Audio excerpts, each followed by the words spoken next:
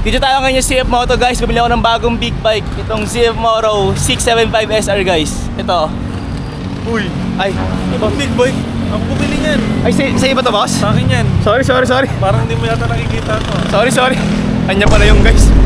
Dito tayo ngayon sa CF Moto Binyan. Sinama natin yung tropa natin, si Kuya B, na bumili ng bagong big bike.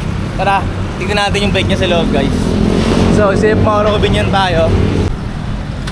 Pasok tayo sa loob. So, ito yung bike ng tropa natin na si Kuya B. CF Moto 675 SR. Grabe. Sobrang gwapo, no? So, nag-assist sa amin si Sir. Ano pangalan mo, Sir? Sir Kirby po. Yan, Sir Kirby. Thank you, Sir, ha? Thank you Thank you so so much much, sa amin, sir. ha? Ayan yung mga stock nila. So, ito ano man sabi mo, bro? Pogi ng bike, bro. Grabe. Thank you, Sakay ka nga, bro. Sakay ka. Bagay na bagay, eh. Ay kasi ng katawan ng driver. Para mamumugbog, eh. Nakakatakot, oh. Grabe ang pogi. Anong reaction mo, bro? Kamusta naman? Anong pakiramdam? Saya, syempre. Siyempre, sobrang happy. First big bike mo, bro, no? Yes. Yan, first big bike niya. Galing siya ng PCX. Tapos, Pero siyempre, totoo. bakit ka pala nag-big bike, bro? Ha? Bakit ka nag-big bike? Anong dahilan? Idol kita. Okay, yan naman. Malit na bagay.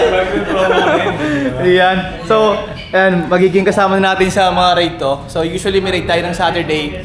Kasama natin si Kuya B gamit tong CF Moto 675 SR niya. Stock system, no? May picture pa niya dun sa bike. Talagang kanyang-kanya na, no? So, ito pa rin yung mga bike na CF Moto, guys. Pakita ako na rin sa inyo yung mga bike nila dito. Na-amaze ako dito. Meron silang 125cc. Ang angas.